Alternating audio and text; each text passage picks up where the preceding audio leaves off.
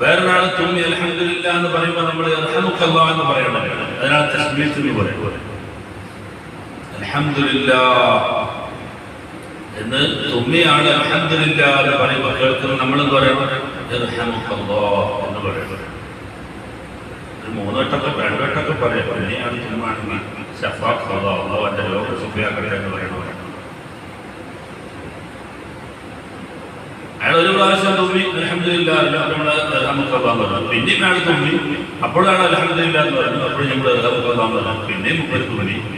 അപ്പൊ നമ്മൾ പറയണം ശഫാഖ് അല്ലാഹ് അല്ലാഹുവിന്റെ രോഗം ശരിയാക്കി തരട്ടെ എന്ന് പറഞ്ഞു എഴുതാറുണ്ട്.